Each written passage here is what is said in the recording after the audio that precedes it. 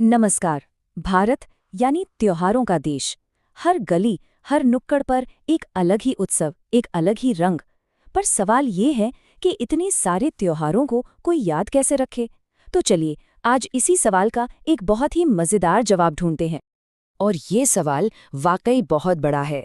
सोचिए जरा, हजारों नाम, अलग अलग राज्य, इतनी सारी परंपराएं, मतलब इन्फॉर्मेशन इतनी ज्यादा है कि इसे याद रखना लगभग नामुमकिन सा लगता है। लेकिन क्या हो अगर इसे याद करने का एक बहुत ही मजेदार तरीका भी हो? तो आज हम ना तथ्यों की लंबे चौड़ी लिस्ट से थोड़ा आगे बढ़ेंगे। हम समझेंगे याद रखने के पीछे की कहानी को, एक ऐसी तकनीक जो जानकारी को बोझ नहीं बल्कि एक दिलचस्प किस्सा बना देती है। बिल्कुल। आज हम सीखने के लिए इसी मंत्र का इस्तेमाल करने वाले हैं। जब पढ़ाई मजेदार बन जाती है तो मुश्किल से मुश्किल चीजें भी चुटकियों में याद हो जाती हैं। तो फिर शुरू करें ये खेल। इस कमाल की तकनीक को निमोनिक्स या स्मृति सहायक कहते हैं। देखिए, हमारा दिमाग ना फैक्ट्स की लंबी लिस्ट के लिए नहीं बना है। हमारा दिमाग बना है कहानियों के लिए। क्यों? क्योंकि हम कहानियों से जुड़ते हैं, उन्हें महसूस करते हैं, और यही कनेक्शन जानकारी को हमारे दिमाग में हमेशा हमेशा के लिए लॉक कर देता है। ठीक है, तो अब सीधे मुद्दे पर आते हैं। इस तकनीक को अच्छे से समझने के लिए हम सबसे पहले चलते हैं आंध्र प्रदेश और देखते हैं कि कैसे एक छोटी सी कहानी हमें वहाँ के सारे त्योहार याद करा सकती है। तो हमारी कहानी के लिए हम आंध्र प्रदेश को जोड़ेंगे अंधे आदमी से।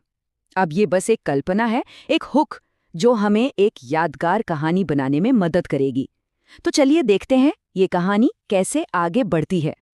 अब देखिए, कहानी का हर हिस्सा एक त्योहार से कैसे जुड़ता है। सबसे पहले दक्कन में अंधे लोगों के कल्याण के लिए उत्सव हो रहा है, तो इससे क्या बना?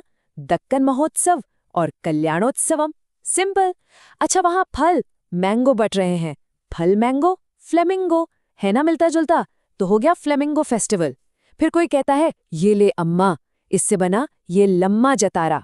फिर उस अंधे आदमी की दुल्हन मतलब बन्नी आती है, तो मनाया जाता है बन्नी उत्सव। और शादी के बाद वो खुशी से क्या कहता है?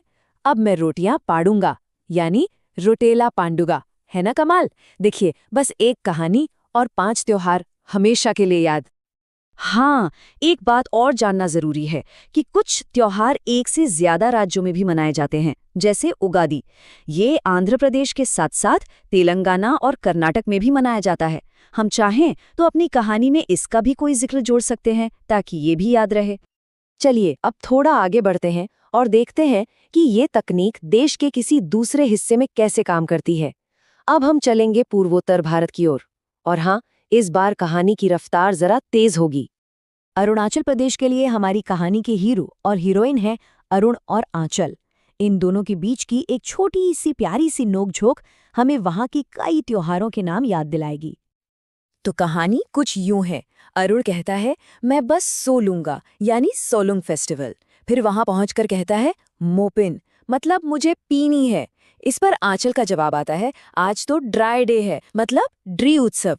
तो अरुण क्या कहता है? मैं संखिन लाया हूँ। हो गया मैं सांखियन फेस्टिवल। और आखिर में आंचल उसे डांटते हुए कहती है ये बुरी आदत है जिससे बना बुरी बूट। देखा, एक छोटी सी मजेदार बातचीत और 5 त्योहार याद।